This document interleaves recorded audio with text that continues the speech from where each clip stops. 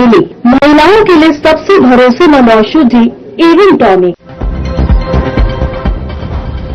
मुख्यमंत्री पुष्कर सिंह धामी ने त्रिपुरा के छात्र एंजल चकमा के परिवार को दी आर्थिक सहायता। सीएम ने 4,12,000 की आर्थिक सहायता राशि परिवार को की प्रदान।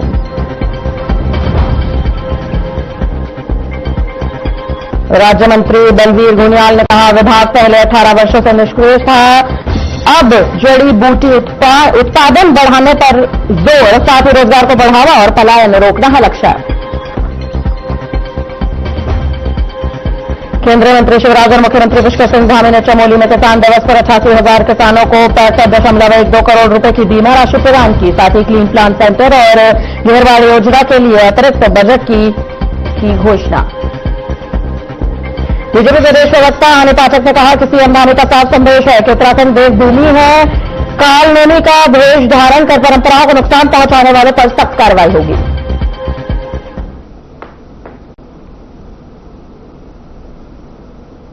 नमस्कार, मैं आश्रुति वोहरा, बहुत बहुत स्वागत है आपका हमारे इस खास बुलेटिन में। शुरुआत करेंगे बड़ी खबरों के साथ।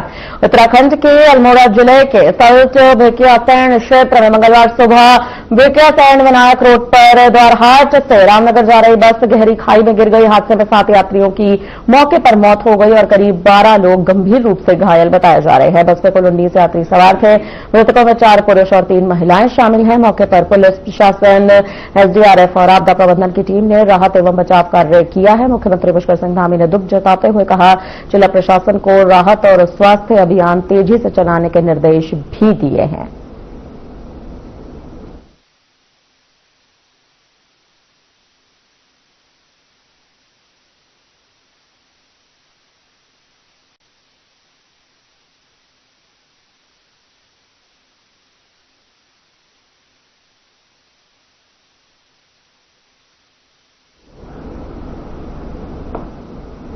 पौड़ी जिले के नयार घाटी के सतपुली में नगर पंचायत महोत्सव का भव्य उद्घाटन हुआ। बता दें कि इस उद्घाटन में लोक गायक मंगलेश डंगवाल और लोक गायिका संगीता ढोंडियाल की प्रस्तुतियों ने दर्शकों को देर रात तक झूमने पर मजबूर कर दिया। महोत्सव का उद्घाटन कैबिनेट मंत्री सतपाल महाराज, लैंसडाउन विधायक दिलीप रावत और पौड़ी विधायक राजकुमार पोरी ने संयुक्त रूप से किया। इस मौके पर मंत्री सतपाल महाराज ने कहा कि ऐसे आयोजन हमारी लोक संस्कृति परंपराओं को जीवित रखने में मददगार होते हैं।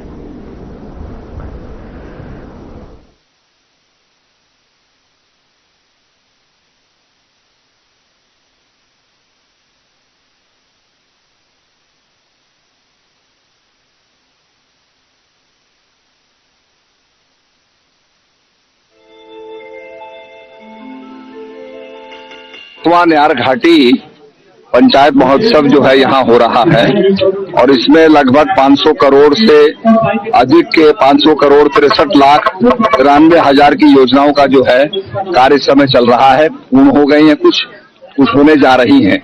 ये बहुत बड़ी सौगात जो है इस क्षेत्र को मिली है और बड़ी तेजी से इसका विकास हो रहा है और हम चाहते हैं कि धरातक विकास हो। सुदूर अंचलों के अंदर जो अंतिम पायदान है वहां तक हम विकास कर रहे हैं।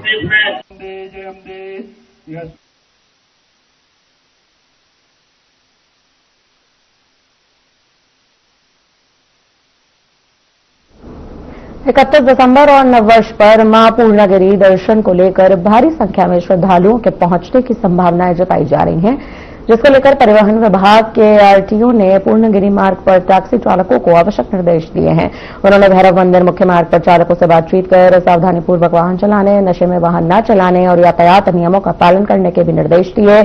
आरटीओ ने स्पष्ट किया है कि नशे की हालत में वाहन चलाने पर लाइसेंस निलंबन या परमिट निस्तारीकरण की कार्रवाई भी की जाएगी। साथ ही वाहनों में रेंट लिस्ट सफेक्टर लगाना अनिवार्य भी होगा। ओवरलोडिंग और तमाम तरह से चीजें यानी कि औचक वसूलने पर भी यहां पर कड़े निर्देश दिए गए हैं।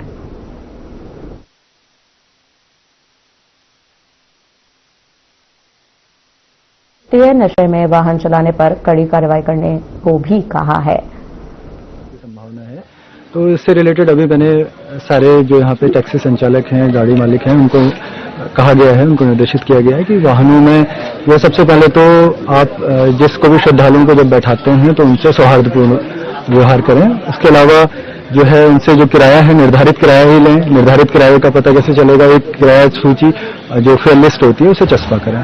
साथ साथ में QR कोड की व्यवस्था करें। जो ऑनलाइन पेमेंट करना चाहता है वो उसको ऑनलाइन वाली सुविधा भी मिलनी चाहिए।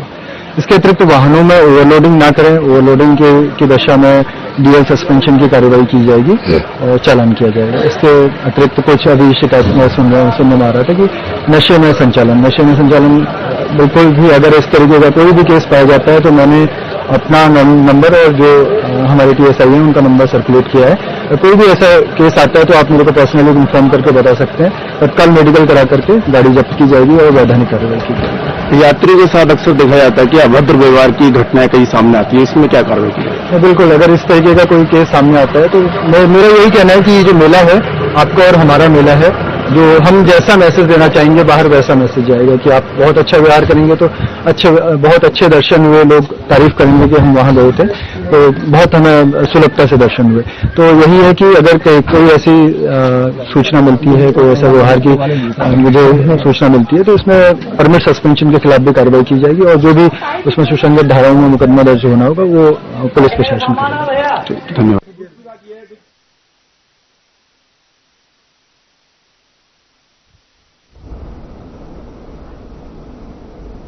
आपको बता दें कि नववर्ष पर आरटीओ ने टैक्सी चालकों को कड़े निर्देश दिए हैं। साफ तौर पर नशे में वाहन चलाने पर कड़ी कार्रवाई की भी मांग करते नजर आए हैं। आपको बता दें कि इस वक्त सख्त आदेश दिए जा रहे हैं। आरटीओ ने टैक्सी चालकों को निर्देश दिए। जड़ी बूटी शोध सलाहकार समिति के उपाध्यक्ष और राज्य मंत्री बलवीर घुनियाल का बयान सामने आ चुका है। जी हां, उनका बयान अहम माना जा रहा है। राज्य मंत्री बलवीर घुनियाल ने मीडिया से बातचीत के दौरान अपने कार्यकाल की उपलब्धियां बताते हुए कहा कि जिस वक्त उन्होंने जड़ी बूटी का कारोबार संभाला उस समय पिछले 18 वर्षों से हमारे बोर्ड की बैठक तक नहीं हुई थी। उन्होंने ये भी कहा कि विभाग बड़ा ढीला चल रहा था। मैंने आते ही व्यवस्थाओं को दुरुस्त करने के साथ ही उच्च हिमालयी क्षेत्रों से जड़ी बूटी के अधिक उत्पादन पर जोर दिया। साथ ही उन्होंने ये भी कहा कि हमारा लक्ष्य है कि अधिक से अधिक लोग जड़ी बूटी उत्पादन से जुड़ें, जिससे पलायन भी रुकेगा और रोजगार भी बढ़ेगा।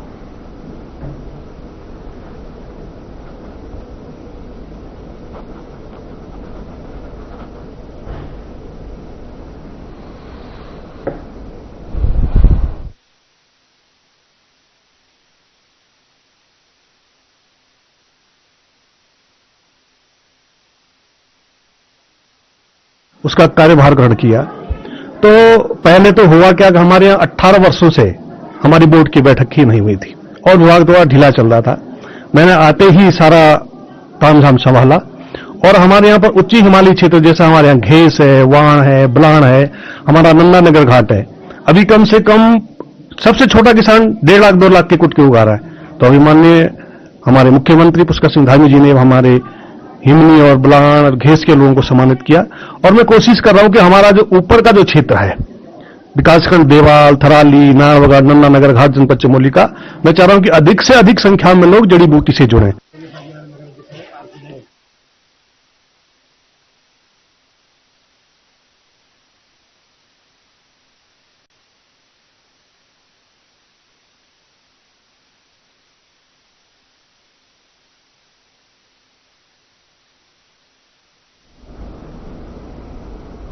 देहरादून में ऑपरेशन कालनेमी को लेकर भारतीय जनता पार्टी के प्रदेश प्रवक्ता हनी पाठक ने सरकार का पक्ष स्पष्ट कर दिया है।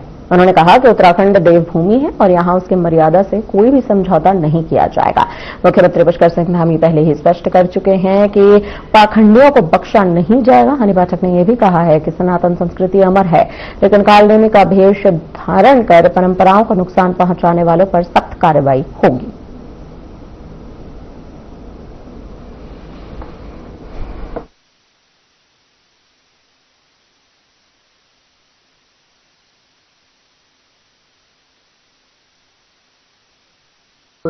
देखिए, हम उत्तराखंड देवभूमि के लोग हैं और उत्तराखंड देवभूमि में वास करते हैं। इस उत्तराखंड को देवभूमि के ही नाम से जाना जाता है। यहाँ पर पहले ही साफ तौर पे हमारे उत्तराखंड के यशस्वी मुख्यमंत्री श्री पुष्कर सिंह धामी जी ने कह दिया है, न लाल चादर, न पीली चादर, न छद्दम भेष। तो इस प्रकार के लोग हमारे उत्तराखंड देवभूमि में बख्शे नहीं जाएंगे।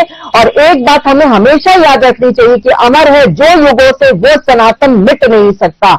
तो इस सनातन संस्कृति की परंपरा में जो भी बाधा डालेगा, कानूनियों का भेष धारण करेगा, उस पर सख्त से सख्त कार्यवाही करी जाएगी। और इस पर अगर कार्यवाही की मैं बात करूं तो 511 से ज्यादा गिरफ्तारियां और 724 से ज्यादा मुकदमे अपने आप में साफ तौर पर, ये सिर्फ 3 जिलों की मैं बात कर रही हूं।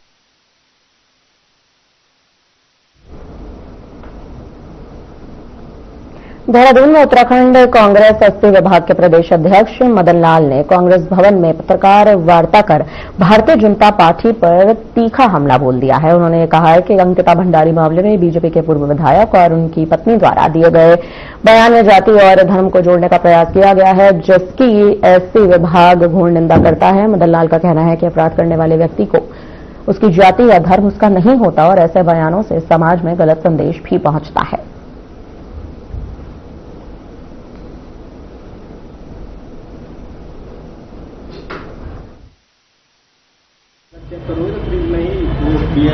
उस मामले में जिस तरीके से भारतीय जनता पार्टी के पूर्व विधायक और उनकी धर्मपत्नी का बयान आया उनके खुद के नेता के लिए, उस बयान में क्या हुआ कि उन्होंने जाति धर्म को जोड़ने का प्रयास किया बेशर्मी के साथ भारतीय जनता पार्टी के नेताओं ने। हम उसकी बात की घोर निंदा करते हैं कि किसी व्यक्ति का कृत्य व्यक्तिगत रूप से हो सकता है, उसकी जाति का नहीं हो सकता, और अपराध करने वाले व्यक्ति की कोई जातीय धर्म नहीं होता। इसी बात को लेकर आज ज्यादा इकट्ठा हुए हैं और कांग्रेस पार्टी और संसदीय विभाग पूरे प्रदेश भर के अंदर इस बात का लेकर आक्रोशित है।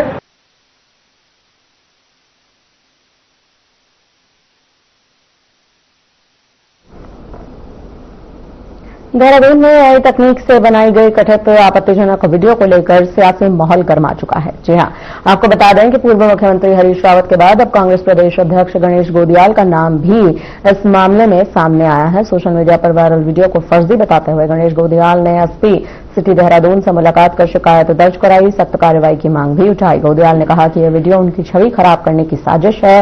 एआई के गलत इस्तेमाल से लोकतंत्र और समाज दोनों के लिए खतरा पैदा हो रहा है।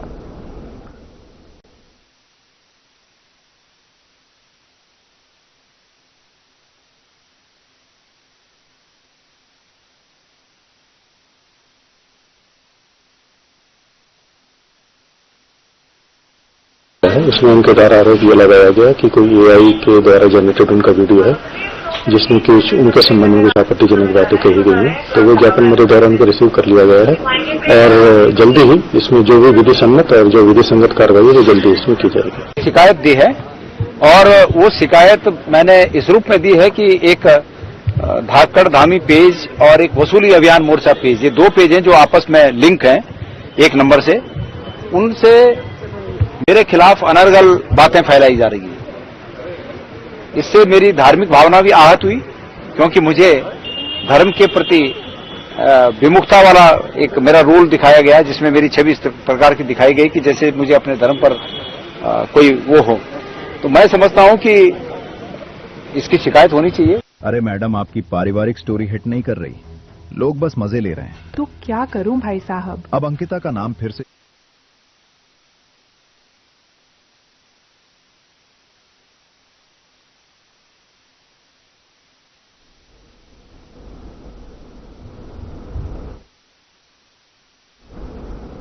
फिलहाल आप रुकते हैं छोटे से ब्रेक के लिए। ब्रेक के उस पार तमाम बड़ी खबरों का सिलसिला जारी रहेगा।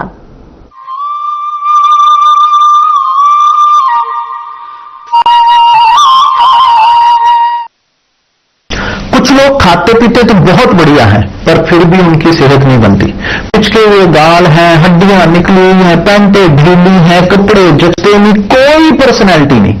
ऐसे लगता है उधर से खाए जा रहे हैं, उधर से निकले जा रहा है, क्योंकि उनका पाचन तंत्र खराब है। और जब तक के पाचन तंत्र दुरुस्त नहीं होगा, वो जितना मर्जी अच्छे से अच्छा खा ले, उनकी सेहत नहीं बन सकती। इसलिए हमारी संस्था सन्यासी आयुर्वेदा ने एक ऐसी दवा का निर्माण किया है जो कि आपके लीवर को, आपके पाचन तंत्र को दुरुस्त करने का काम करती है, ताकि आप जो भी खाएं उसका पूरे का पूरा निचोड़ आपके शरीर को लगे, आपकी भूख बढ़े, खाया पिया सही से लगे, नया खून बने, हड्डियों में जान आए, वजन बढ़े और आप मोटे तगड़े खूबसूरत पर्सनैलिटी के मालिक बन जाएं। सिर्फ 655 रुपए की पूरे 1 महीने की दवा होती है और आप इसे घर बैठे 01145454545 पर फोन करके दवा मंगवा सकते हैं।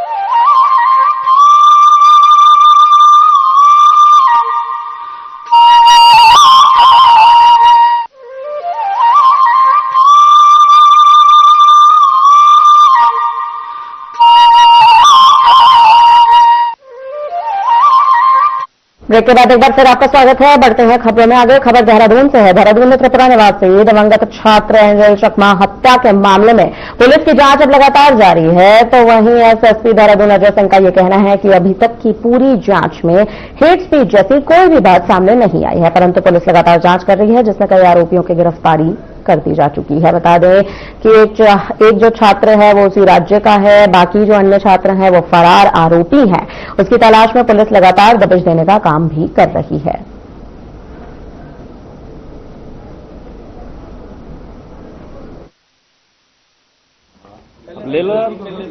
अभी तक की जो नई इन्वेस्टिगेशन है उसमें, क्योंकि मैं इसको बार बार बहुत सारे फोरम्स पे रिपीट कर रहा हूं, अभी भी रिपीट करता हूं कि जब दो पक्ष होते हैं तो उसमें अगर एक पक्ष खुद एक प्लेस से रिलेटेड है, वहां पर नॉर्थ ईस्ट से रिलेटेड है और साथ ही साथ एक नेपाली मूल का भी वहां पर युवक है, तो जो टिप्पणी है वो नस्ली टिप्पणी की श्रेणी में इसलिए नहीं आती है कि उसमें खुद भी जो है एक युवक जो है वहीं का उसी स्टेट का जो है निवासी है और ये बात उन्होंने भी स्पष्ट करी है कि उनकी कोई मंशा दूसरे को नहीं थी। आपस में उनके द्वारा जो है कुछ अपने डेरोगेटरी रिमार्क्स आपस में शेयर किए जा रहे थे, जो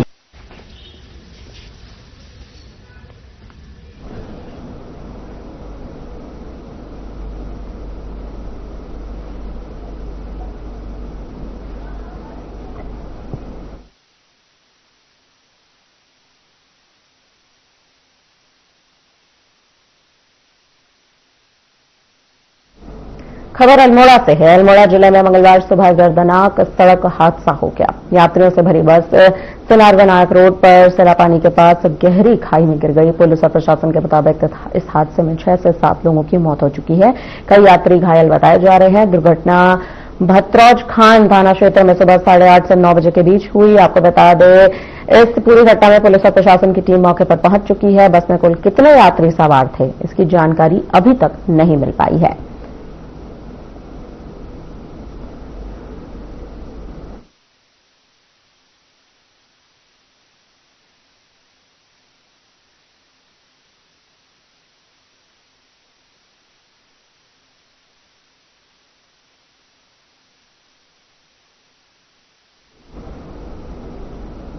देहरादून नगर निगम में टेंडर घोटाला सुर्खियों का हिस्सा बन चुका है। इस मामले में एक अधिकारी पर कड़ी कार्रवाई की गई है, लेकिन कांग्रेस ने इसे रफा दफा करने की कोशिश को भी करार दिया है। निकाय चुनाव में कांग्रेस के मेयर प्रत्याशी वीरेंद्र पोखरियाल का कहना है कि क्या केवल एक अधिकारी इतनी हिम्मत रखता है कि करोड़ों रुपए के टेंडर को बिना मेयर और नगर आयुक्त की मंजूरी जारी किए।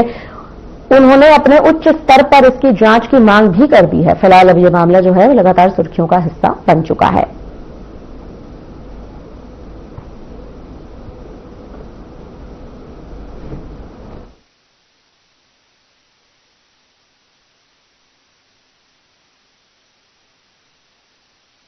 देखिए, अगर मैं सरकार की बात करूं तो हमारी धामी सरकार ने स्पष्ट तौर पर पहले से कहा हुआ है कि जीरो टॉलरेंस की नीति में हमारी सरकार कार्य करेगी और उस पर कर भी रही है। भ्रष्टाचारियों के ऊपर कड़ा प्रहार जो हमारे मुख्यमंत्री श्री पुष्कर सिंह धामी जी कर रहे हैं, वो साफ तौर पर यह साबित करता है कि किसी भी सूरत पर भ्रष्टाचारी उत्तराखंड में बख्शे नहीं जाएंगे। अगर इस पर कामों की बिना टेंडर के इन्होंने काम किया और इसमें सब लोग सम्मिलित हैं, चाहे वो नगर आयुक्त हो, चाहे वो मेयर हो, चाहे वो नीचे अधिकारी हो, और गाज सिर्फ इन्होंने एक पर ही घेरी है और सारा जो ढींग रहा है उन्होंने एक तो ये बल्कि इनके खिलाफ भी कार्रवाई होनी चाहिए नगर आयुक्त के खिलाफ। और मैंने इनको पहले भी एक दो काम दिए थे।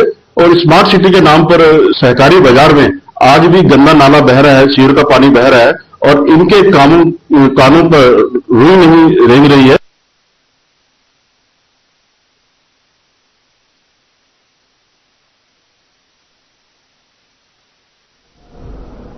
चकराता के प्रसिद्ध रामपाल गार्डन में पहली बार न्यू ईयर सेलिब्रेशन के लिए एक बड़े स्तर के इवेंट का आयोजन किया जा रहा है। जी हां, यह आयोजन केवल मौज मस्ती तक सीमित नहीं है, बल्कि इसका मुख्य उद्देश्य है इको टूरिज्म को बढ़ावा देना। इस इवेंट का साफ संदेश है कि प्रकृति के साथ छेड़छाड़ किए बिना कैसे एक शानदार उत्सव मनाया जा सकता है। इतना ही नहीं, पर्यटकों को यहां के पारंपरिक वेशभूषा, स्थानीय वाद्य यंत्रों की थाप और प्रसिद्ध हरूल नृत्य देखने को भी मिलेगा।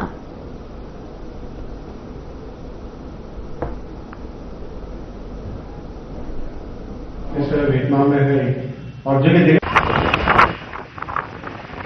न्यू ईयर के दृष्टिगत मुख्य रूप से विकासनगर और चक्रोता जो कि हमारे पर्यटक स्थल भी है, मुख्य रूप से वहीं न्यू ईयर का सेलिब्रेशन होता है। तो इसके दृष्टिगत जितने भी ऐसे पार्टी हाउस हैं या ऐसे प्लेसेस हैं जहाँ पे ये न्यू ईयर सेलिब्रेट किया जाता है, उसके द्वारा पूर्व में हमारे द्वारा सभी जो आयोजकों से वार्ता कर ली गई है, उनका safety audit, fire safety audit हमारे फायर अग्निशमन द्वारा भी कर लिया गया है।